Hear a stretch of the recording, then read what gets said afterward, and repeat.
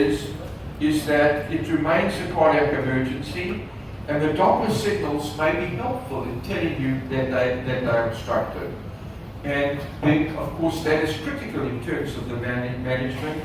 And once they are identified, direct referral prenatally can be managed on these patients. And there's a surgeon who's working now in Philadelphia that says if you diagnose total veins in the fetus, you don't take them to the emergency room or the catheterization laboratory, because catheterization makes them worse. You take them straight to the operating room. Okay? And it won't be the first time or the last time that a patient with total anomalous pulmonary venous return with obstruction is put on ECMO. You do ECMO here? You do ECMO. Thank you. You're answering me. That's good. At least you're answering me. Okay. So here's this paper by Marshall Jacobs showing that there's a reference, if you want to make a photograph of it, that they have done this with 2 patients, take them directly to the operating room and not waste time with nonsense investigations to get them to that. Okay? Pediatric Cardiology 213. Okay. Now we know about total veins that basically they divided into the types that occur above the heart. This is one of the types that appear above the heart. We call that type 1. Then there's type 2 that occur to the heart.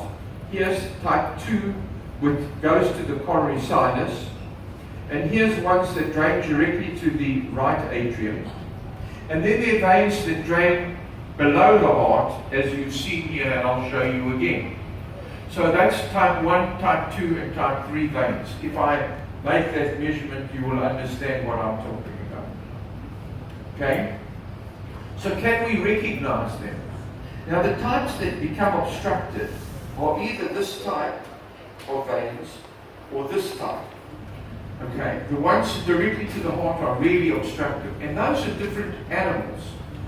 The ones we are interested in recognizing are the ones that present with obstruction, because it's the obstruction that kills them. Okay, and we'll go into the physiology. Now, I said there are 3 types, but actually there are 4 types.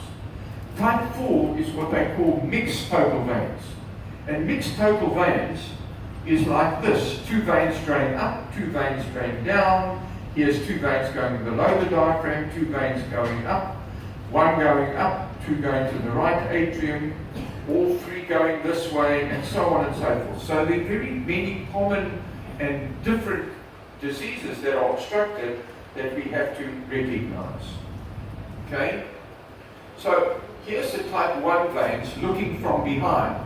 So here's the descending aorta descending on the left. So here's this structure going up and joining and going into the superior vena cava. You see it here. Now what's nice about this heart is that they've removed a large part of the lungs and the bronchi. That's why you can see this. But here are the bronchi, here are the lung arteries, the pulmonary veins, and here is the left atrium. So you see how the vein is trapped between the pulmonary artery in the front and the bronchus at the back. Okay? That doesn't always occur in veins. It only occurs when the vertical vein is trapped between the left pulmonary artery and the left bronchus. That's called the hemodynamic vice. Okay? And of course, what happens in this condition is the bronchus is not really compressible, and the pulmonary artery becomes hypertensive because of the obstruction. And as the obstruction occurs, so this gets tighter and tighter in between the 2. And when that happens, of course, what happens is that the cardiac output falls down. When the cardiac output falls down, the pulmonary pressure falls. When the pulmonary pressure falls, then this becomes less obstructed. So you get this undulating course of more obstruction, more obstruction, increased cardiac output, less obstruction, decreased cardiac output, and pulmonary hypertension as well. And here's an example in the fetus of this type of veins, which is draining, as you can see, above and going over the aortic arch. So if the vein drains in front of the pulmonary artery, as it does here, there's no evidence of obstruction. Now, The commonest cause of total veins with obstruction is this kind. Okay, so if you look at a group of total veins, or if you see a patient that's got obstructed total veins, the likelihood is you're going to be dealing with type 1 veins. Because only it's the commonest type, over 60% are type 1 veins. And therefore, if a 50% of them are obstructed, it still means most of them are going to be obstructed. Now, veins draining below the diaphragm are, sorry, let me just go ahead to go and look at the veins draining below the diaphragm here for you. Here's veins draining below the diaphragm. They are always obstructed. It doesn't matter where. And they may obstruct in 3 different sites. They may, we've taken again, this is a isomerism. You can see 2 right-sided bronchi from this morning's lecture. And you see this appearance, the so-called, as we call it in America, Christmas tree. It looks like a tree upside down, eh? Okay. And it may be obstructed at the diaphragm, it may be obstructed at the porta hepatis, and it of course is obstructed within the liver. And even if the ductus venosus closes, the blood has got to get from a proper venous circulation of about 8 to 10 millimeters of mercury down to a portal circulation of 2 millimeters of mercury. So they are obstructed even going through the liver. You don't need to have ductus venosus obstruction just to have it.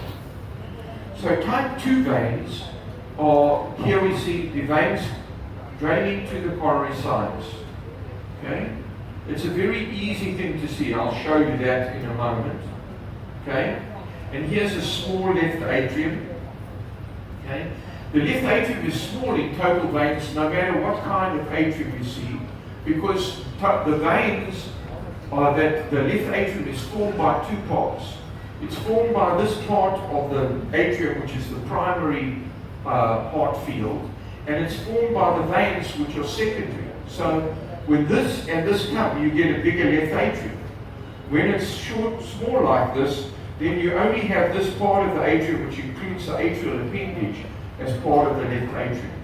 And of course, this is nice and big now because all of the flow goes like in an ASD left to right, and there's no obstruction.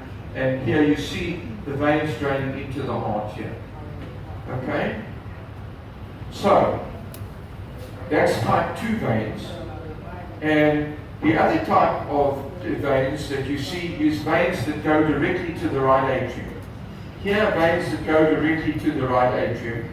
And you can see these veins scooting around the back of this atrium. Here's septum primum. This is right atrium, left ventricle, right ventricle. The right side of the heart is enlarged. And these veins are not contacting with the left atrium, but they're going directly into the right atrium. So that's the other kind of type 2 veins. And type 3 veins, I showed you, here is this inverted Christmas tree. They don't have a confluence like the artist would have you believe, but they're very abnormal. And they come down through the diaphragm where they may be obstructed, and they enter this porta hepatis before they go to the ductus venosus and up to the body. So let's have a look. I did this deliberately. We cardiologists like to look at the heart in normal position, as I've shown you why. Okay? The obstetricians like to do it backwards because they're backward people. Okay? Are there any obstetricians here? Good. Okay? So this is how we do it. These are 2 scans. It comes from my textbook that I wrote with Dr. Yagel. Okay? And you can see, I'll stop this one over here and we'll have a look. This is a scan from the abdomen. Okay? So this is left side with the left-sided stomach. So we know the situs and the parts on that side. So it's going to be situs solitus, right? And we look here. As we look here, we see the descending aorta, we see the pulmonary, the hepatic veins, and then we come up here like this, okay? And at this point over here, everybody can see that there are pulmonary veins draining to the left atrium. It's that easy. If you see that, you don't have total anomalous pulmonary venous return and you don't have a crisis to worry about. Because partial pulmonary venous return and total are completely different. So we look there, and we keep on coming cranial. We can even see the upper pulmonary veins there. Okay? Look, pulmonary veins. I'll spend time. Now we're looking at the aorta, and now we start to see the pulmonary branches. There's the aortic arch. It's going to the left side. Okay? Now we get the three-vessel view with the superior vena cava, the aortic arch, and the pulmonary artery together. Okay, so we've seen the whole heart in a 4-chamber scan. That took about 30 seconds to do the whole scan. Alright? Let me play it again for you. Okay, stomach, IVC, pulmonary veins, 4-chamber, aorta coming from the left ventricle, pulmonary artery coming from the right ventricle, 3-vessel view, aortic arch. You didn't like that picture? I'll do it here on this side for you. Okay, so I can do it backwards or forwards. It doesn't make any difference however you do it. It's easy to do. Okay, as long as you know which is left and which is right, you can get it whichever way you do it. Okay? But the important point for this example is to show you that wherever I stop this, when I see the left atrium, I can see the pulmonary veins. There they are. There are 2 sets of pulmonary veins going to the left atrium. Here's some more pulmonary veins. You see pulmonary veins here and here. So this puts it very clearly that this is not total anomalous pulmonary venous return, and it's that easy to exclude this condition. So if that's the case, let us ask ourselves, why is it that people miss this condition? And the first time I gave a talk on this item, I was the 5th presenter, and every presenter that presented in before me showed a 4-chamber view. And not one of them talked about the veins. But on every one of their 4-chamber views, I was able to identify that the veins strain to the left atrium and it's not total anomalous pulmonary venous return. So that's a very simple way of looking at whether you're dealing with total anomalous pulmonary venous return or not. Of course, there are other ways of looking at other issues. And here we're looking at the aortic arch. We can see the hepatic veins here. You can see the whole descending aorta.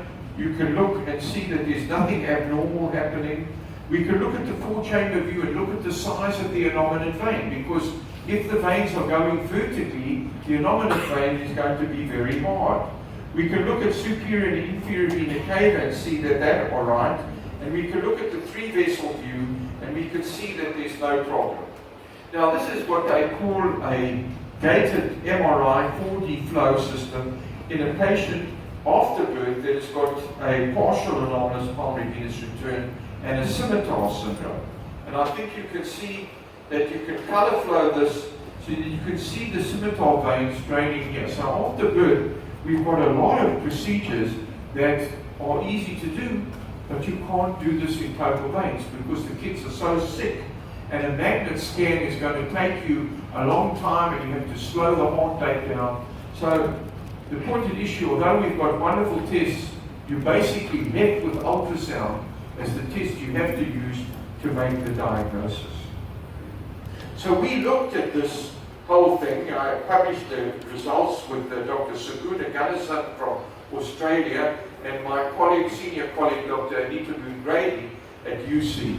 And we looked at this, we reviewed the 2D echoes. There were 26 prenatal diagnoses of total anomalous pulmonary venous return with a mean gestational age of 24.1 weeks. Okay? Only one patient was diagnosed postnatally. And 22 of these patients had heterotaxy. Again, this terrible word heterotaxy, because what we're talking about really is right isomerism. Okay? The supracardiac, again, 18% of the patients, okay? And infradiaphragmatic in only 7 of these 26. So again, this bears out the other postnatal experience with this condition, okay? So Here's a normal 4-chamber view, just in case you hadn't seen it. And we're putting out for you with the arrows where the pulmonary veins are draining to the left atrium. So if you see one vein draining to the left atrium, you don't have totally anomalous pulmonary venous return. Now on the bottom here, you can see, there's the veins. Look, there are veins behind the heart, but they aren't draining to the heart. I think you could recognize that. Okay? So this is something you could put out. Is she sick or is she just sleeping? Are you sick? No. You're okay? Great. Okay, I'll just check you. Alright, so there's the veins. And they're not making contact with the heart. Eh? So that's easy to see. Here's another one. There are the veins behind the heart. You can see that this patient has got an AV canal defect, ostium primum ASD, AV canal, a type C AV canal without attachment to the crest of the septum. Here's a type 1 vein. The veins are going up here, they're bypassing the atrium and going into the superior vena cava. Here's some more veins, and here are these veins going to the superior vena cava. There's the superior vena cava. If you don't like that picture, I think I've got some others for you. Okay? Alright, there's normal, and there's an AV canal. Look, there are the veins, and you see how small these veins are. This is probably a right isomerism patient. I mean, almost invariably, 22 of the patients had right isomerism. They have a terrible prognosis, and their survival is very low. Now, the transverse abdominal view, in the normal, you see descending aorta and IVC. If you see descending aorta and a vein, and the IVC over here, you've got an extra structure, and that's the total veins going through the diaphragm. Okay? The 3-vessel view, we see above here, and you see the superior vena cava, the aorta, and the pulmonary artery, and you see this big venous structure, the SVC over here, which is bigger than you would expect it to be in normal, which is a small size structure here. 1, 2, 3. Here, look at the SVC. It's twice as big, so it's probably receiving the systemic veins. Now, we also can look at what the venous Doppler looks like, okay? Now, the way to do this is you come into the heart, you put on the color, and then you increase the size of the gate because the veins and the arteries run right next to each other. And you get this signal here, and this signal here, and this is normal, okay? When the signal starts to go down to baseline, or if it becomes flattened or continuous, that suggests increasing degrees of obstruction. And we know the other thing about pulmonary venous return. You know, we think that birth is such a great event in the life of a fetus. It's not that big, because at birth what happens in the last third of gestation is the pulmonary blood flow increases. The pulmonary arteries increase in size because of oxygen sensitivity, and the pulmonary veins increase in size.